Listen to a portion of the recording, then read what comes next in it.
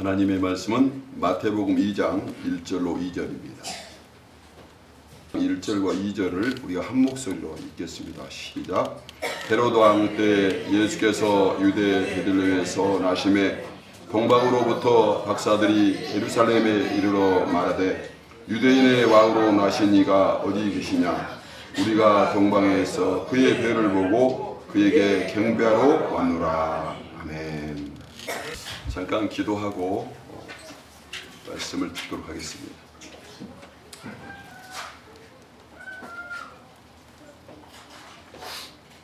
거룩하신 아버지 하나님, 감사합니다. 우리 주님께서 아기 예수로 세상에 오셔서 우리에게 빛으로 오시고 생명을 주신 것을 감사드립니다. 이 시간 성령 충만하게 하시고 또 온 성도들이 하나님의 은혜 가운데 기쁨이 넘치게 하여 주시옵소서. 다가오는 2024년도에는 주의 은혜로 더욱더 성장하고 발전하며 주님의 영광을 위해서 우리가 살아갈 수 있도록 인도해 주시옵소서. 감사하며 축복하고 예수님의 이름으로 기도합나이다. 아멘. 찬양 하나 하겠습니다.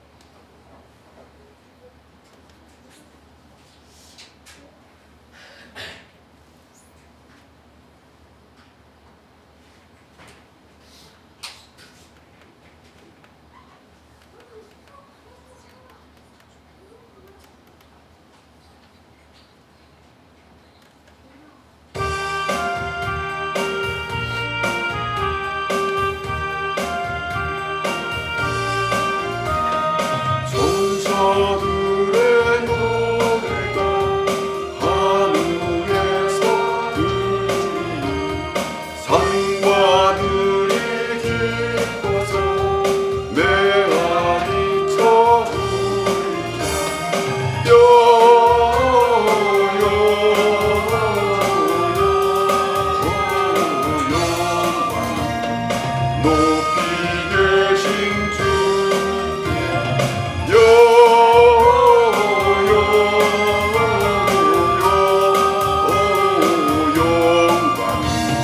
높이 계신 주께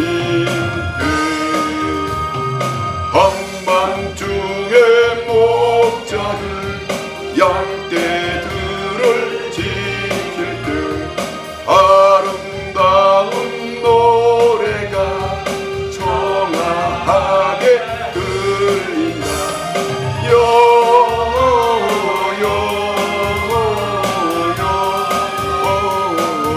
영광을 높이 계신 주께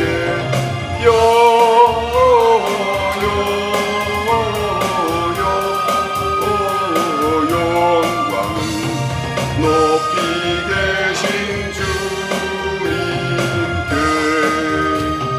베들레헴 달려가 나신 아기 예수께 울어 경배합시다. 탄생하신 아기께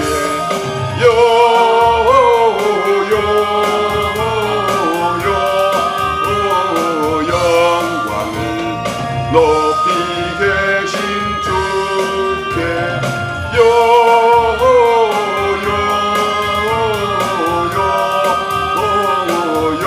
영광을 높이 계신 주님께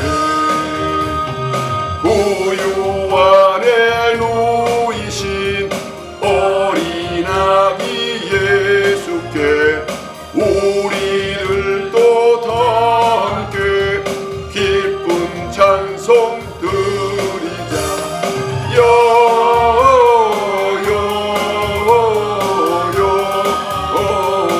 영광을 높이 계신 주께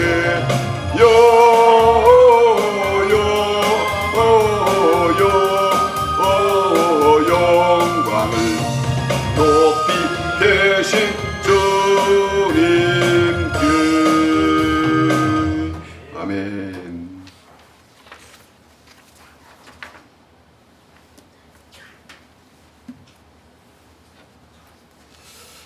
하나님께서는 사람을 들어서 쓰십니다.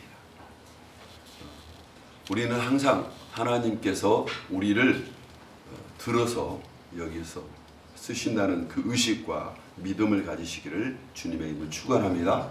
그래서 하나님의 오신 모습을 사람들에게 알리고 또 준비하게 하고, 그리고 남모른 땀과 헌신을 통해서 하나님은 경배를 받기를 원하세요. 여러분, 하나님이란 존재는 사람과 다릅니다. 하나님은 말씀하시면 그대로 이루신 분이고, 우리의 미래를 결정한 분이고, 생명을 주신 분이에요.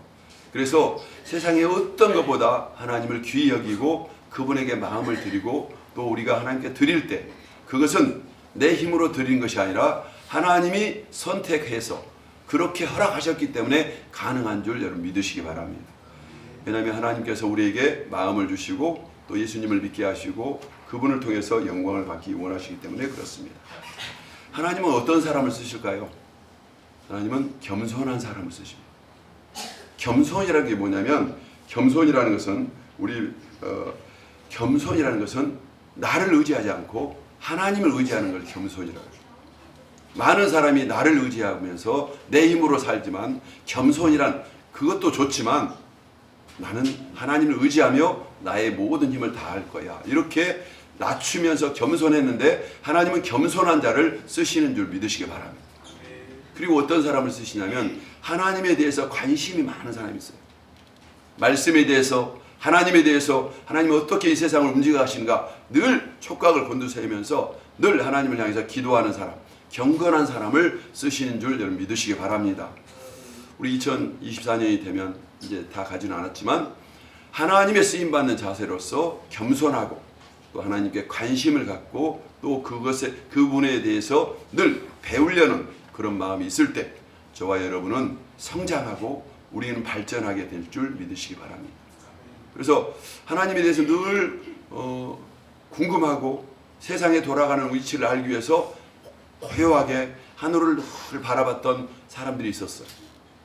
그 사람들은 누구냐면 그 당시에 예수님이 태어날 당시에 예수님이 태어난 곳에서 아주 먼 거리에 있는 박사들이 하늘을 보면서, 별을 보면서 하늘의 세계에 대해서 궁금해했습니다.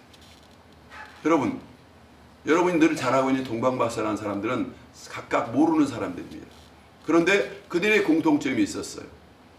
그들이 하나님에 대해서, 하늘의 세계에 대해서 궁금해하던 차에 갑자기 어느 날 전혀 없었던 별이 나타난 거예요. 그리고 그 별이 움직이기 시작하는 거예요. 그런데 그 별을 보면서 이 사람들은 생각하게 된 거죠. 아, 우리가 세상을 알지 못하지만 하나님이 우리에게 세상에 대해서 가르쳐 주려는 하나님의 계시구나. 여러분, 하나님의 별이 움직이면 우리가 움직여야 돼요. 우리 인생은 정지해 있다가 하나님이 우리 마음을 움직일 때가 있고요, 여러분의 삶을 움직일 때가 있어요. 때로는 환난을 주시기도 하고 때로는 우리에게 병을 주시기로 하면서 그 자리에서 움직일 때가 있어요. 이것은 하나님의 거대한 예수님을 만나기 위한 가장 큰 복의 출발임을 믿으시기 바랍니다. 동방박사는 별을 보면서 직감을 한 거죠. 성령님이 깨닫게 한 거죠. 이건 하늘에 대해서 가르쳐준 계시다. 우리는 저 별을 따라가야 된다 하면서 오래전부터 따라가기 시작해가지고 결국은 이 분들이 하나님의 쓰임받는 그런 성경에 나와 있는 동방박사가 된 줄 믿으시기 바랍니다. 동방이라는 것은 먼 곳이에요. 그런데 하늘을 늘 관찰하고 관심을 갖고 있었던 저들에게 뭐가 됐냐면 움직임을 발견하는 그런 은혜가 있는 줄 여러분 믿으시기 바랍니다. 똑같이 교회 오신다고 해도 여러분 은혜 다 못 받습니다. 늘 우리가 기도하면서 주님이 나를 위해서 위한 꿈이 뭘까? 왜 하나님께서 우리 교회 이곳에 나를 교회를 다니게 하실까? 의미를 생각하면서 그 하나님의 뜻을 알아야 오늘의 여러분이 더 복을 받고 삶이 열릴 줄 믿으시기 바랍니다. 우리는 언제 삶이 열리냐면 예수님을 만날 때. 이 동방박사는 그냥 별만 보고 갔는데, 별만 보고 가다가 예수를 안 만났다면, 악의 예수를 안 만났다면 그들의 삶은 헛수고가 됐을 거예요. 그런데 하나님의 움직이심을 믿음으로 따라서 하나님께서 인도하신 대로 순종을 했더니 저들에게 결과가 있었어요.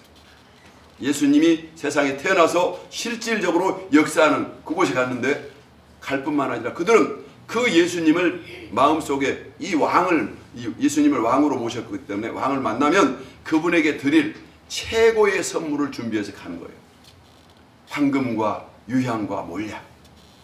여러분, 이 황금과 유향과 몰약은 각각 예수님의 생애를 계시해주는 놀라운 비밀이 있답니다. 황금이란 말은 왕이란 뜻이에요. 모든 물질의 최고가 금인데 황금은 왕권을 상징합니다. 유향은 무엇을 상징하냐면 하나님께서 인도하심을 상징합니다. 몰약은 예수님이 십자가에서 죽으시고 고난을 상징합니다. 이 세 가지 하나님의 역사를 그들의 삶에 나타내기 원하신 하나님의 계획을 실현하기 위해서 하나님이 세상의 사람을 선택하고 그들에게 감동을 주어가지고 하나님의 말씀도 안 했는데 감동에 의해서 각자 예물을 가져왔는데 이게 성경에 딱 들어맞는 하나님의 쓰임받는 그런 역사인 줄 믿으시기 바랍니다. 동방박사가 경배하는 것이 아니라 예물을 주면 이것이 복음적인 핵심이 거기에 숨어 있다는 거예요. 그래서 그들이 오다가 위기를 만납니다. 어떤 위기를 만나냐면 왕궁에 와가지고 왕궁에서 메시아를 찾아요. 이 나라의 새로운 왕이 어디 있습니까? 라는 그들이 실수를 저지릅니다. 여러분, 인생을 살다 보면 실수에 빠져요. 넘어질 때가 있습니다. 근데 실수에 빠져서 그들에게 물을 때 놀랍게도 그 별이 사라져요. 보이지가 않아요. 그래서 그들이 헤매게 된 겁니다. 여러분, 왜 그들이 그렇게 헤매게 됐을까요? 별이 사라졌을까요? 그 이유는 자기 생각을 따라서 갔기 때문이었어요. 왕이니까 당연히 왕국에서 태어날 것이라는 자기 생각을 가지고 갔기 때문에 그들은 실수한 거예요. 하나님을 따라갈 때는 여러분 기대는 하지만 여러분 생각을 버리는 게 중요해요.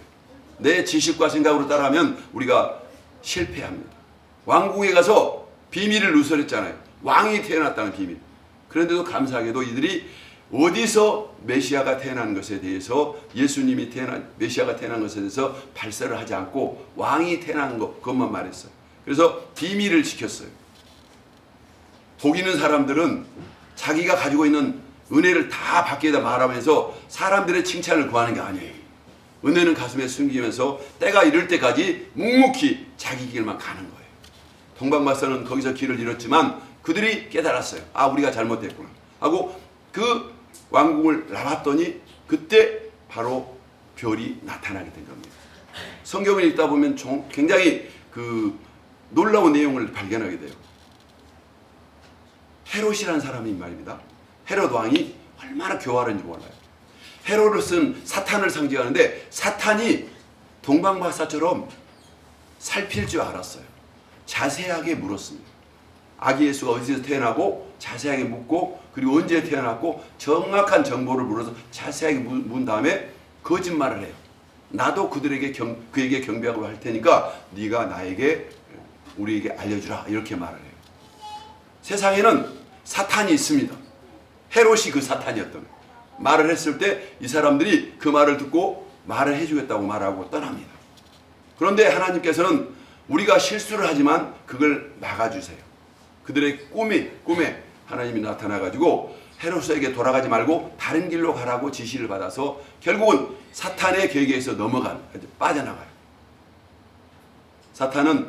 헤롯은 그 계획을 알고 예수를 비롯해서 그 당시에 태어났던 2살 아래에 있는 아이를 다 죽이는 살벌한 살인마의 모습을 보이게 되는 것이죠. 여러분, 세상에서 여러분이 가지고 있는 믿음을 자랑하지 마세요. 여러분이 잘 믿는다고 세상에 인정받지 마세요. 세상은 사탄의 세력 가운데 있기 때문에 진정한 내 인정은 바로 하나님 앞에 예수님을 만났을 때 비로소 그분에게 경배했을 때 비로소 여러분이 그 모든 행동과 삶의 열매를 맺는 줄 믿으시기 바랍니다. 그리고 하나님은 어떤 사람을 쓰시냐면 예수님 안에 있는 사람을 쓰세요. 여러분, 예수님 안에 있다는 것은 예수 안에서 안식을 누린다는 의미가 예수님 안에 있다는 거예요. 쉽게 무슨 말이냐면 예수님께 예배를 드리고 경배하면서 황금을 드리고 유향을 드리고 몰약을 드리면서 그들의 사명을 다했을 때 그들에게 진정한 안식이 있다는 거예요.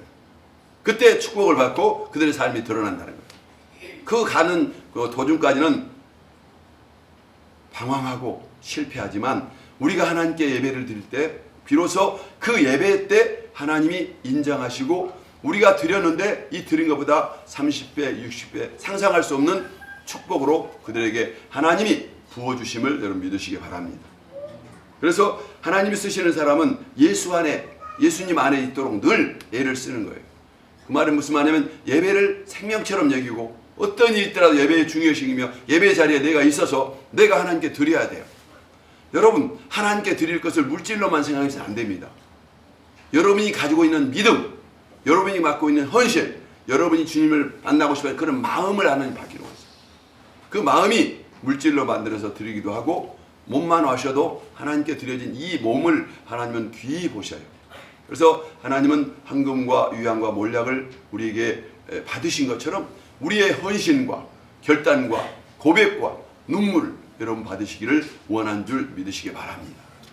한 주간 동안 여러분이 고난과 어려움 속에서 힘들고 마음이 답답하고 또 분주했다면 이런 마음들을 주님께 그대로 상한 마음 그대로 하나님 내가 너무 열심히 분주하게 살다 보니까 기도도 못했어요. 돌이켜보니까 믿음도 부족한 것 같아요. 나 속상해. 그런 마음 그대로 가지고 가서 하나님께 말씀을 드리면 하나님이 그때 그 마음에 회복을 주셔요. 예수 안에 있으므로 우리는 모든 것이 안식하고 회복하고 변화된 줄 믿으시기 바랍니다. 그리고 하나님의 쓰인 사람은 어떤 사람이냐? 하나님의 뜻대로 쓰임받은 사람을 하나님이 쓰십니다. 동방 박사가 왔지만 그의 생각을 따랐을 때는 가차없이 하나님이 끊으셔요. 별을 끊어버려요. 앞으로 갈 길을 끊어버려요. 여러분 별은 무엇을 상징하냐면 별이라는 것은 꿈과 소원입니다. 소망. 별에는 두 가지 의미가 있어요. 첫째는 별이라는 뜻은 하나님의 자녀라는 뜻이에요. 우리를 아브라함의 자손을 하늘의 별같이 많게 했다고 했죠. 여러분 별, 이게 바로 우리가 하나님께 얻어야 될 축복인 줄 믿으시기 바랍니다. 성도라는 이름, 하나님의 자녀, 이것은 하나님이 우리에게 주신 바로 별같이 아름답고 영롱하며 밤하늘을 밝히는 의미 있는 그런 존재, 영원히 꺼지지 않는 그런 존재, 바로 이게 별입니다. 우리는 그 별이 되기 위해서 그 별의 주체이신 예수 그리스도가 하나님의 아들이기 때문에 예수 그리스도와 함께 하나님의 자녀가 돼서 영원히 하루를 통치하면서 영원히 사단의 세력을 멸하는 그런 놀라운 계획을 갖고 있는 미래가 보장된 존재입니다. 그래서 우리는 우리 마음에 별이 있어야 돼요. 그 별이 바로 예수님이고 그 별을 따라가야 됩니다. 두 번째로는 예수님은 성도들의 보상입니다. 하나님께 여러분들 충성하고 헌신하고 눈물을 흘리고 예수님은 따라왔잖아요. 절대 후회할 일이 없습니다. 보상을 해줘요. 심지어는 잘못된 길을 가지고 우리가 사업이 넘어지고 잘못된 길을 가지고 헛수고를 많이 했잖아요. 하나님은 그런 것까지도 다 보상해줘요. 하나님이 인정할 때 그것보다 더 많은 것. 그래서 성경에는 수많은 하나님의 보상이 나오는데 가장 큰 보상이 뭐냐? 너희를 하늘의 별같이 이름을 기록하고 영광스러운 자리에 나와 함께 있겠다는 그 약속이 성경에 있는 겁니다. 그래서 어두운 밤에 별이 나타났어요. 그래서 박사들은 정말 중요한 의미가 있을 것이다 하고 쫓아왔는데 그들이 진정한 별을 만났잖아요. 이 아기 예수는 동방박사만 쫓은 게 아니에요. 이스라엘 백성들이 수천 년 동안 선지자를 보내면서 내가 별 같은 그 아들을 보내겠다, 메시아를 보내겠다, 예수 하나님의 약속이 거기서 나타난 겁니다. 그래서 그 아기를 본 사람들은 이런 기도를 합니다. 시몬이라는 사람이 아기가 성전에 왔을 때 그에게 기도하면서 주제여 이제는 내가 메시아를 봤으니 죽어도 좋습니다. 이런 말을. 여러분 평생 우리가 한번 꼭 해야 될 일이 뭐냐면 예수님을 만나는 거예요. 이 노인은 시몬은 계속 기도하면서 하나님이 너희가 영광을 보리라 하나님을 볼 것이다 이렇게 말했는데 구약의 마지막 정점에 이분은 시몬이라는 이름도 저기 성경에 기록되면서 메시아를 안고 이제 하나님의 영광을 봤으니 나는 죽어도 좋겠다고 생명보다 귀한 그 메시아의 사건을 이렇게 그 가슴에 품으면서 하나님께 기도하는 내용이 나와요. 여러분 성도들은 복을 받기 위해서 살아서는 안 돼요. 우리 성도들은 메시아이신 예수님을 만나는 그 축복을 누리시기를 주님의 이름을 축원합니다. 여러분 성탄절 우리가 선물을 받아야 되잖아요. 우리의 진정한 선물은 뭘까요? 진정한 선물은 바로 예수님, 아기 예수 2000년 전의 사건이 성령을 통해서 오늘 저와 여러분에게 깨달아지고 이것이 선물이구나 하고 알아차리는 거예요. 여러분 알아차리지 못하면요 다 빼앗깁니다. 교회 아무리 다녀도 알아차리지 못하면 여러분 넘어져가지고 사탄이 우는 사자처럼 보고 있기 때문에, 사탄은 눈을 뜨고 있고 우리는 눈을 감고 있기 때문에 우리는 항상 빼요. 근데 알아차려야 됩니다. 어떻게 알아차리냐? 바로 동방박사들이 예수가 있는 그 비밀을 말하지 않았잖아요. 이 사람을 확실히 헤롯을 믿지 않고 그 정보를 알려주지 않았어요. 여러분, 우리가 하나님의 은혜를 받으려면 여러분의 인생, 눈물, 원한, 힘들고 어려운 것들 사람들에게 말하지 말고 하나님께 아뢰 때만이 가치가 있는 줄 믿으시기 바랍니다. 그리고 매일 그분에게 알릴 때 하나님은 우리 심령을 보시고 상한 심령을 하나님이 원하세요. 내가 받는 예물은 상한 심령입니다. 이 상한 심령이라는 것은 실수해갖고 눈물을 흘린 것도 있지만, 내가 지금까지 예수님을 믿고 따랐지만 주님을 위해서 봉사하지 못했던 헛수고했던 시간들이 억울해서 하나님 어떻게 할까요 하고 우는, 그야말로 은혜 가운데 살지 못해서 살았던 그 자신을 솔직히 고백하는 그런 마음, 이게 바로 상한 심령. 내가 좀 더 지혜롭고 좀 더 하나님의 뜻대로 살았다면 내가 하나님 앞에 하루 살아있을 텐데, 올해도 2023년도가 지나가는데 내가 아무것도 주님께 드릴 게 없어요. 나 어떻게 해요 주님? 나 이렇게 해도 교회 가면 천국 갈 수 있어요? 하면서 하나님 앞에 막 따지면서, 또 아니면 아뢰면서 정말 회개를 하는 그런 회개의 마음이 상한 심령입니다. 여러분, 바로 이 상한 심령을 가지고 나올 때 하나님은 그 마음을 붙잡고 그건 예수님의 십자가에 다 돌리고 너는 축복만 받으라고 말씀한 줄 믿으시기 바랍니다. 리브가가 야곱에게 말했자요, 네 저주는 엄마가 받을 테니까 너는 축복만 받아. 그 리브가가 예수님의 모습, 그 나를 위해서 죽어주실 예수님, 그 아기 예수가 오셔서 죄를 짓겠다는 거예요. 세상 죄를 지고 가는 어린 양을 보라, 세례 요한이 말했잖아요. 여러분, 예수 그리스도를 알아차려야 돼요. 예수 그리스도가 지금 여기에 이 교회에 등장하고 있음을 알아차려야 돼요.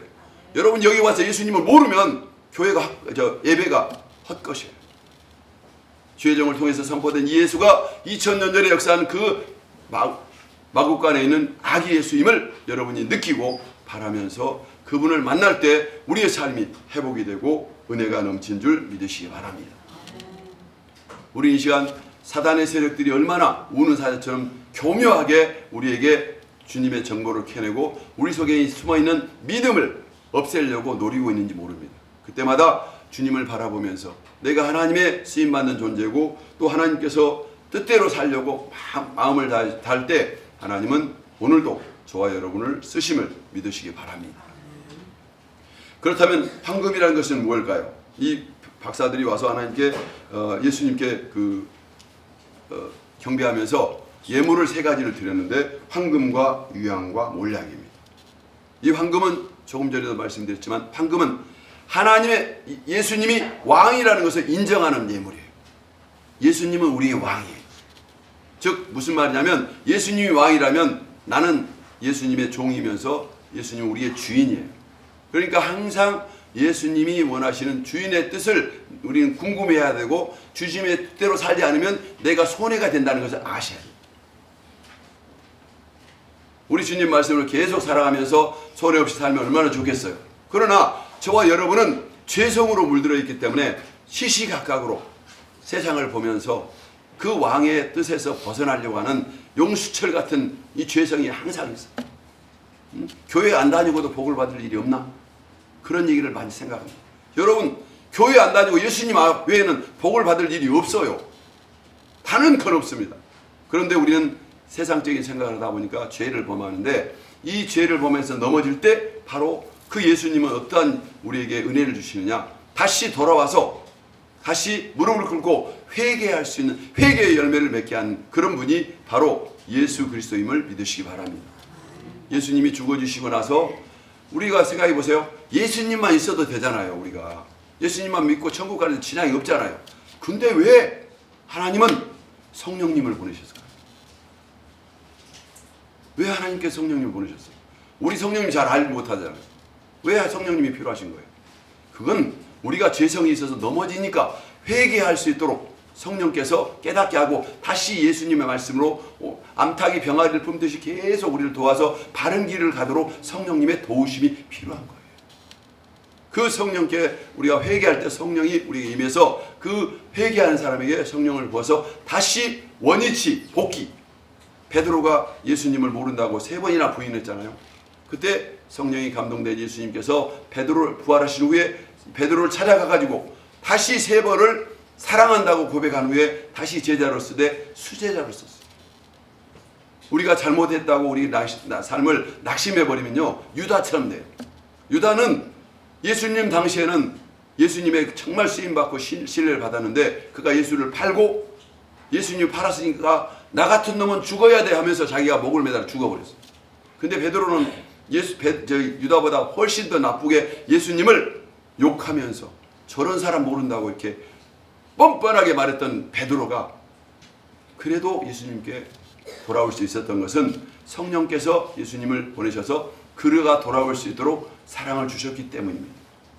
오늘 저와 여러분이 이 자리에 있었던 것도요, 우리가 믿음이 좋아서 이뻐서 그런 게 아니고 창세전부터 하나님의 계획 가운데 우리가 있었기 때문에 성령님을 통해서 여러분을 인도하시고, 그리고 그냥 인도하신 것이 아니라 예수님을 왕으로 섬기면서 잘 살도록, 그리고 똑소리나게 살면서 남에게 베풀면서 남들을 이끌 수 있는 능력 있는 사람으로 만들기를 원하신 줄 여러분 믿으시기 바랍니다.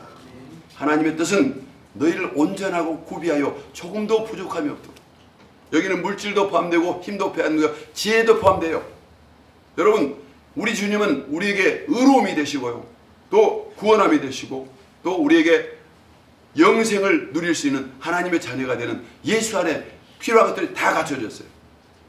우리가 왜 예수를 믿어야 되냐? 예수님은 우리의 구원이 되시고 또 우리에게 삶의 주인이 되고 의로움과 또한 의로움이 있어야 하나님 나라에 가기 때문에 의로움도 되시고 구원함이 되시고 우리에게 모든 필요한 것이 다 되어주시기 때문에 예수님이 필요한 겁니다. 그리고 성령님을 통해서 또 넘어졌을 때 회개하면서 다시 돌아오게 만들고 성령님은 계속 주의 정도를 통해서 말씀을 통하면서 여러분들이 깨닫도록 하시는 겁니다. 여러분들이 이 말씀을 들어서 깨달았다고 해서 뭐 행동의 변화를 가지면 좋겠지만 여러분 기대할 필요 없어요. 우리는 또 죄를 지을 거거든요. 그런 죄성이 있어요. 그렇다고 여러분을 포기하지 마세요. 나는 포기해도 성령님은 절대 포기하지 않고 끝까지. 그러면서 이런 말을 합니다. 너는 말이야 예수님이 피 흘려서 산 고귀한 존재인데 이 생각 바르게 하고 바로 와! 하면서 채찍, 회초리는 맞죠. 눈물을 흘리면서 다시 돌아오도록 계속합니다. 여러분이 아무리 힘이 강해도요, 예수 못 떠나요. 하나님이 잡혔어요. 하나님 자녀니까. 이게 영원한 복이에요. 여러분이 이 말씀을 듣고 깨달아야 돼요. 눈치를 채야 돼요. 아, 나는 주님 예수님을 떠나서는 안 되겠고 예수님이 정말 필요하구나. 내게는 의가 하나도 없고 죄만 있는데 예수님이 오셔야만이 가능하구나. 요걸 깨달아요. 깨달음이 왜 중요하냐? 알아차려야 그 다음에 행동을 하거든요. 여러분 세상에 살다 보면요, 눈치 없는 사람도 있어요. 눈치가 없으면 그 사람은 굉장히 인생이 고달픕니다. 미움을 많이 받아요. 눈치를 가지고 상황을 판단하면서 다음에 어떤 행동을 해야 할 것인가 알아서 딱딱하면 이 사람은 누가 신경도 안 쓰면서 굉장히 존중도 받고 잘 되는데, 눈치 없는 사람은 자꾸 걸려가지고 지적당하고, 그리고 지적당했다고 자기를 지적했다고 또 화가 나가지고 막 따지는 거예요. 그럴 필요 없는 거예요. 자기가 지적당할 만하니까 지적해서 돌아오라는 성령님의 음성인데 이것을 성령의 음성으로 깨닫지 못하고 저 사람이 나한테 말했다고 자꾸. 여러분 그렇게 지적해 준 사람이 있다는 게 복이에요. 한번 따라서 해보세요. 나는 복이 있습니다. 왜냐하면 옆에 성도들이 말해주고요, 고칠 수 있는 기회를 주고, 그리고 지금 말하니까. 생각해 보세요. 내가 잘못됐어요. 그리고 천국문에 딱 갔는데 딱 문을 닫고 너는 이것 때문에 못 가고 딱 가름하면 얼마나 억울하겠어요. 근데 천국문에 가기 전에 계속 지적하면서 변화할 수 있는 기회를 줬다. 이것은 성령의 음성이고, 그리고 우리에게 복이 있기 때문에 계속 하나님의 자녀라는 것을 하나님께서 우리에게 보여주시는 거예요. 저는 우리 성도님들을 보실 때마다 너무 귀하고 감사합니다. 왜냐하면 여러분들은 제가 잠시 관리할 뿐이지 하나님의 양들이에요. 하나님이 굉장히 아끼시면서 사랑하는 양들이고 여러분들을 위해서 하나님이 놀라운 계획을 갖고 있어요. 여러분들 깨닫기를 원해서 자꾸 말씀을 전하도록 이 재단에, 이 강단에 저를 잠시 세운 겁니다. 하나님께서는 이 순간에 기회를 줘서 오늘 이 성탄절도 우리의 인생에서 마지막 기회일 수 있어요. 다시는 성탄절을 못할 수도 있어요. 그때 예수님을 만나야 된다는 거예요. 동방 박사가 아무리 열심히 해도 황금을 갖고 왔어도 예수를 못 만났다? 꽝입니다. 근데 만났어요. 그래서 그 예수님이 누구예요? 아기잖아요. 자기 의사 표현도 못하고 칭찬도 못하고 그런데도 자기 믿음으로 성령의 감동으로 예물을 드리면서 기쁘게, 그리고 예물을 드렸더니 어떤 은혜를 주셨습니까? 영적인 문이 열렸어요. 저녁에 잠을 자는데 꿈이 탁 펼쳐지던 하나님이 그의 영계에 들어가면서 꿈속에서도 지시하는, 하나님 앞에 말씀이 깨달아지고 하나님의 세계가 열리는 놀라운 축복이 그들에게 임한 줄 믿으시기 바랍니다. 이런 영적인 영안이 열리시기를 주님의 이름으로 축원합니다. 하나님의 세계가 열려야 돼요. 그러면 눈치보다 훨씬 느낌이 와가지고 어떤 순간에도 감지를 해요.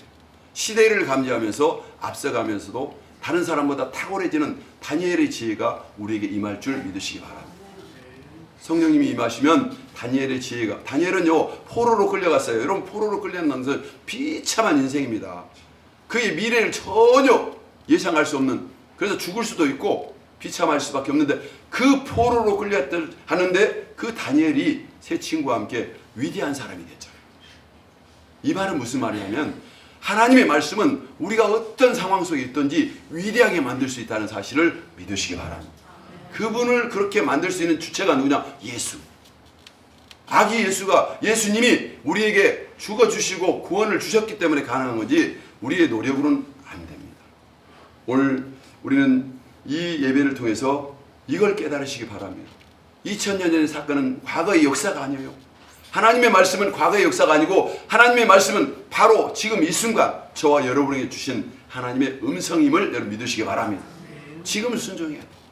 지금까지 보였던 것은 괜찮습니다. 다 지나고 이전 것은 지나갔고 지금부터는 예수님을 나의 왕으로 모시겠다.